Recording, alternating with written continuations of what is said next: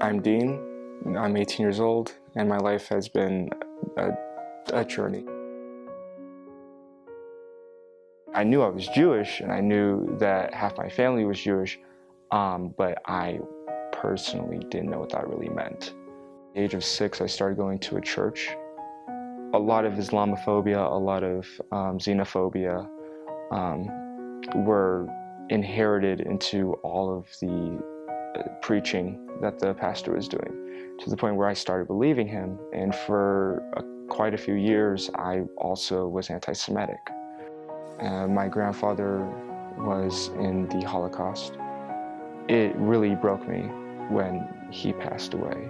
What made it worse is I had no idea what was happening during his funeral, why they were burying books with him, and why there was rabbis there, and I didn't know anything. That was sort of the starting point on how I could even begin what I want to do, is through my grandfather's passion for Judaism. Rabbi Marilis, who runs LNL and the Las Vegas chapter of NCSY, invited me, and along with 3 other teens, to go to Israel for 6 weeks. I was very nervous at first because I've never done that intensive learning. Most I've done is maybe a little section out of the Torah. What does this mean? What does that mean? But to go full into the Gemara, to mitzvos, to why we put on tefillin in the first place was very nerve-wracking for me. I started grasping knowledge that I never thought possible for me. I had my bar mitzvah in Israel.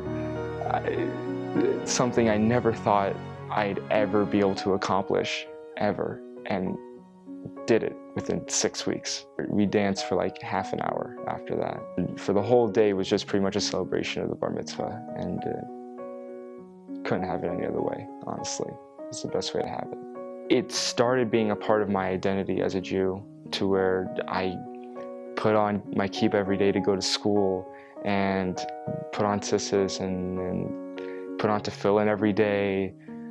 All these things that everyday Jews hold so casually is something that I hold very dear to me.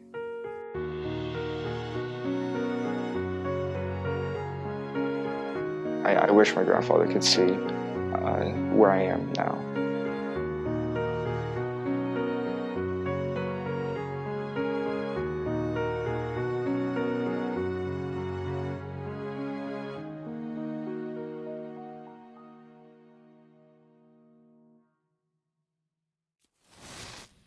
The crazy thing about my story is that it really began without me knowing it. It began with some incredible people at NCSY taking a chance on a kid that really didn't have anything going for her, didn't have any religious background, any knowledge of Judaism, never had a bat mitzvah, what were the 5 books of anything, knew nothing about that.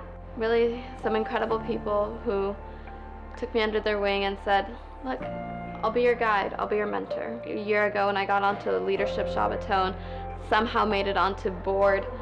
I didn't know what I was doing there. Learning curve. So a year ago on that leadership Shabbaton, it's Shabbos, and all the girls are about to light candles. And I'm standing in the corner, I'm standing on the side. I had no clue what was going on.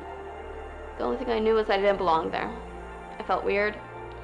I felt disconnected from everything that was happening, and I was scared. This girl, she comes up to me and she says, do you want me to say the bracha with you? And the first thing out of my mouth was, what's the bracha? I had no clue. She explained it to me, and then word by word we said the bracha for lighting candles for Shabbos. And after we did it, she hugged me and she said, promise me you'll light every week.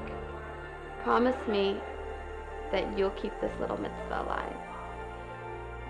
So I went home the next week and I took some candles that we had and I tried to light them. Probably took 10 tries to say the bracha right. No one had lit Shabbos candles in my family for 4 generations. It just wasn't something you did. Religion wasn't something you did. I never thought I'd go on Jolt this summer. I never thought I'd have that kind of opportunity to spend 5 weeks with the most incredible people with the most studious people in this whole country, going to Poland and then Austria and Israel. And while Poland and Israel were incredible and absolutely magical, there's nothing like having the same experience coming a full circle in Austria. We worked with 40 kids who came from the same exact background as I do. They're Jewish, except they had no clue, or their families aren't religious. Their backgrounds are so similar to mine. I felt really at home with them. And our first Shabbat together with those kids, I'm about to light candles, and there's this girl. Her name is Clea. She lives in Hamburg, Germany.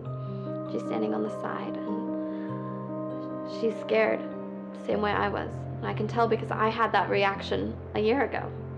And I come over to her and I say, "Hey, do you want me to say the bracha with you?"